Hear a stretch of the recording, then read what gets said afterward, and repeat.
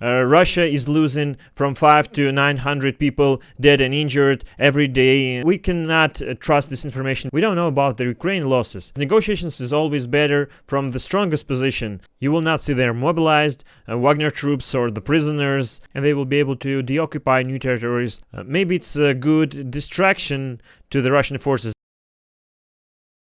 Hi everybody, it's Alex Gray, and today we'll talk about the last events on the war in Ukraine. The Russian army has launched a partial, full-scale offensive, as they call it. Maybe this is those offensive that we have been talking all these weeks and days. This was stated by the head of Lugansk Regional Military Administration, Sergei Gaidai. There are already quite active hostilities in 3 directions: is Belogorivka, Svetokupinsk, and the area of Kremenaya. This is the Ukrainian administration talk about that, not Russian. So you cannot say that this is false information because it is Russian information. No, it is from Ukrainian, and they said that Russians are attacking. So this information is from Ukrainian side, not the Russian media, not Russian commanders. No, this is the Ukrainian side, Ukrainian information.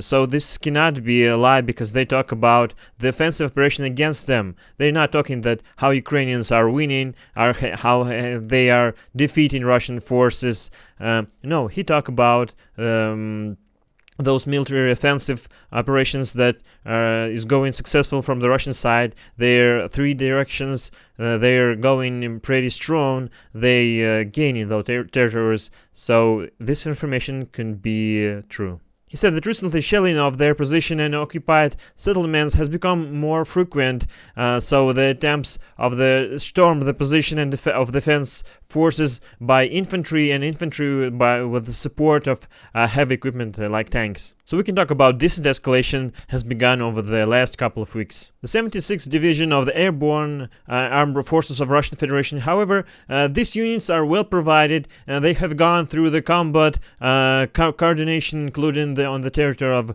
Belarus. So the situation for Ukrainian defense forces in this sector of the front is quite difficult. The same situations are in the area of Avdiivka, Bakhmut, and the Agdam direction. There are very tough battles that is going there. So in the other directions are pretty rough battles too, and the Ukrainian forces is really difficult situation, and they of course need more weapons from NATO and USA. As I said every video, that they need more equipment, more weapons, more guns, more shells for resisting, because now the situation is really difficult. Russian forces, after the mobilizations, they have 300,000 more military people, soldiers in the forces.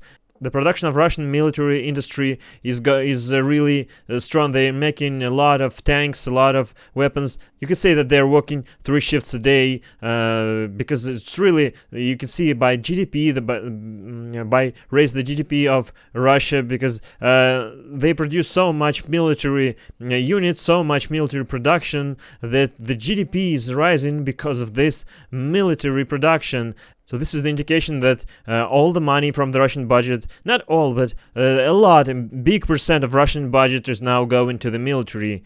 So the Russia giving now all efforts to win this war, to maybe not win this war, but win these battles for this territory to gain before the spring, new territories to be ready for the new offensive in the spring. Because after the snow will melt, there will be a lot of this dirt, and this will be a pause for battles, and they need to take that time to get new territories, to entrench on those new positions, because Ukraine probably will try to get those territories back in the spring. So now Russian forces are making the much effort they can, because then Ukraine will get those tanks for that, and Ukraine will be able to for the new counteroffensive. So this is the goal for Russian forces right now. Putin gave the orders to commanders of the Russian forces to gain the territory on the borders of Lugansk region, because the Donetsk region is 40% is under control of Ukrainian forces, and Lugansk region is almost all territory is under control of Russian forces, and now the mission is to gain the Lugansk region to the borders.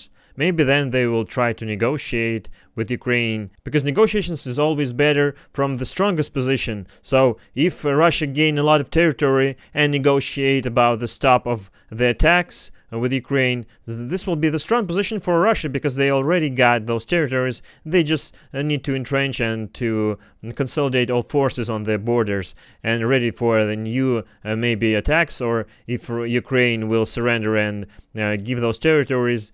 So he want to be ready for those negotiations, but Ukraine don't need that negotiations, because if they lost some percent, how much, 30% of Ukrainian territory, and surrender after that, and be with those rest territories, no, it's not a good position for Ukraine to negotiate. So there will be no negotiations after one side will be on a very strong position that will be going forward very fast and taking new territories.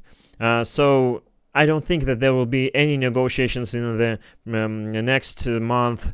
Only after the two sides will directly know who is stronger. Only then the negotiations will be best for Ukraine. So now there's no good negotiations for Ukraine. So now Russians have a multiple advantage over the Ukrainian forces that located on this sector of the front, and there are more than 20,000 Russian soldiers, and this is not the mobilized. This is elite Russian paratroopers who serve as a part of the Guard tank army. This is the elite component of Putin's army, and now the best of the best, and now they are fighting there because this is the mission of the Putin to gain Lugansk to the borders. You will not see there mobilized Wagner troops or the prisoners from the Wagner group. No, just the elite forces of Russian army.